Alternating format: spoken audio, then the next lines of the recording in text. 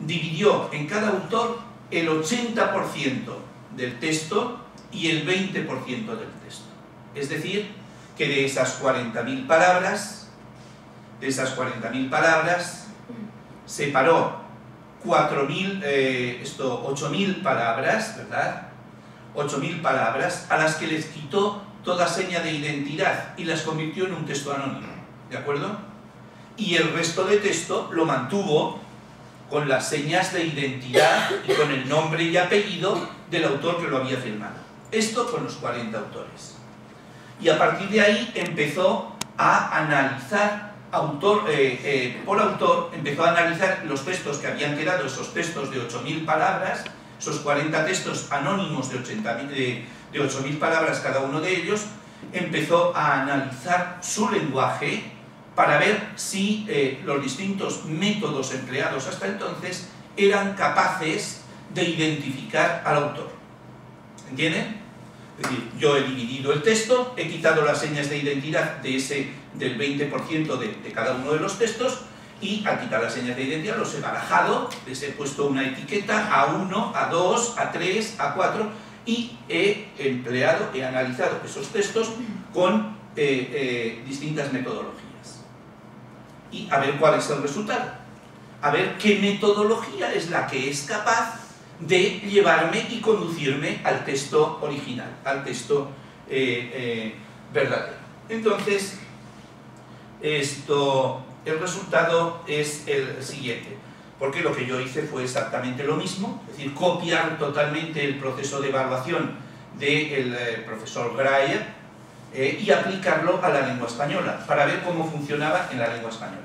Lo hice con Cristina Ruiz Urbón, una discípula mía, está haciendo la tesis doctoral conmigo en Valladolid, y lo hicimos de una forma más modesta. En principio trabajamos con 10 autores, en vez de trabajar con 40 como había trabajado Graeber, pero el artículo de Graeber le había supuesto una cantidad de tiempo mayor. Y nosotros, en vez de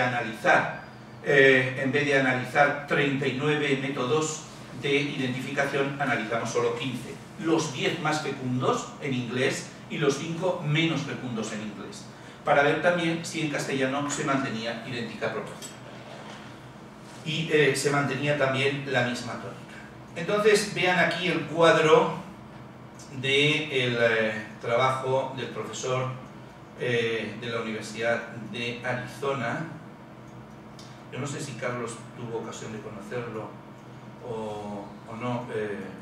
Este es el cuadro con los resultados con los 39 métodos, que son los que tienen ustedes descritos en los textos en la parte izquierda, ¿verdad? Y que ahora no me voy a detener. Si alguien tiene interés, pues yo le puedo comentar en qué consisten cada uno de estos métodos, que aquí están identificados simplemente con un nombre. Por ejemplo, el primero, palabra y perfil de marca de puntuación. El segundo, análisis de 2 gramas. El tercero, análisis de 3 gramas. El cuarto, análisis de 4 gramas. El 5, grafemas y perfil de marca de puntuación, etcétera, etcétera. Cada uno de ellos se refiere a un método. Algunos métodos bastante complicados y bastante sofisticados, que exigen un conocimiento de estadística y de matemática, como ustedes van a ver. Pero lo sorprendente es lo siguiente. Lo sorprendente son los resultados que le daban cada uno de estos métodos a el autor de este artículo. Vean ustedes, por ejemplo, el primero de los métodos, que se trata de analizar la palabra y la marca de puntuación.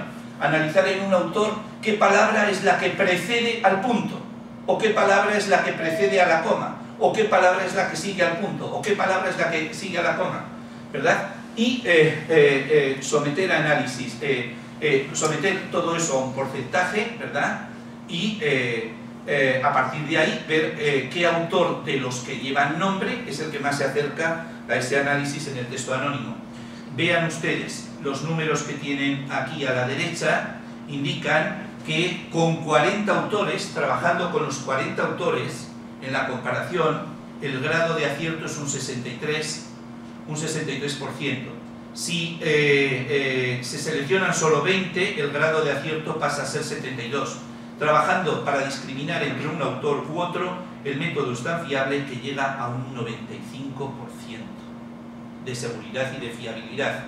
Es decir, que prácticamente bastaría utilizar ese solo método para definir en un autor del siglo XX de quién es un determinado texto. Con una seguridad de un 95%. El porcentaje va descendiendo con distintos métodos y hay algunos, ¿verdad? Pero incluso el último, el que ocupa el lugar 39, es un 84%, que es un porcentaje bastante alto. Si en vez de utilizar una sola medición utilizamos 2 o 3 mediciones, ¿verdad? 2 o 3 mediciones, la seguridad prácticamente es del 100%. Y a partir de ahí, siguiendo este mismo esquema de funcionamiento, lo que hicimos nosotros fue aplicarlo a textos de la lengua española. Seleccionamos también, nosotros seleccionamos a 10 autores, ¿verdad?, del país, a 10 columnistas del País, del Mundo y del ABC, a 10 autores, y cogimos trabajos suyos entre el 2007, noviembre del 2007 y agosto del 2009. Dividimos también el 80%, nosotros cogimos corpus de 20.000 palabras y separamos el 80 y el 20%, establecimos ese procedimiento de anonimia artificial y llegamos, estos son los autores con los que nosotros trabajamos, ¿verdad? Y nuestros resultados, los resultados de nuestro trabajo, estos son los textos anónimos, las 4.000 palabras que nosotros elegimos como anónimas de cada uno de los... Y los resultados, voy a ir directamente al cuadro, son los siguientes, para que vean. Bueno, aquí ven algunos de los métodos de análisis, ¿verdad? Ahí tienen, por ejemplo, el método de Honoré, que establece la ratio entre type y token para ver la riqueza léxica de un determinado autor, o aquí tienen otra fórmula, la del G cuadrado, ¿verdad?, que es aplicar esta fórmula, que parece muy complicada, pero luego realmente no lo es tanto, y los ordenadores ya lo hacen todo artificialmente, para jugar con varios valores, cuando no comparamos solo la puntuación, sino que comparamos 10 o 12 valores diferentes. Bueno, nuestro resultado es este. Nuestro resultado aparece en esta tabla.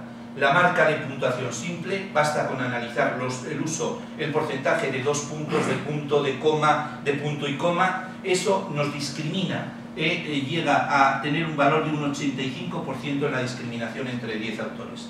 Los porcentajes, si ustedes siguen se ajustan con bastante fidelidad a los resultados de Graeber, del artículo de Graeber. A partir de ahí nos propusimos ver cómo aplicar esto a la literatura del siglo de oro, y nos encontramos con un gran problema. En la literatura del siglo de oro es muy difícil que esto pueda funcionar. Muy difícil. Por una razón muy sencilla. Porque el escritor del siglo de oro no puntúa. La puntuación la pone el editor, el impresor, ¿verdad? Esa ya sería una... Tampoco podemos analizar los gramas por caracteres, porque gran parte de esos cabe suponer que en el proceso de composición del texto han metido mano mucha gente, ¿verdad?, y que se ha alterado el texto. No podemos trasladar directamente la fiabilidad del método, que es casi absoluta para textos contemporáneos, no podemos trasladarla al siglo XVII. Por lo menos no podemos trasladarla de una forma,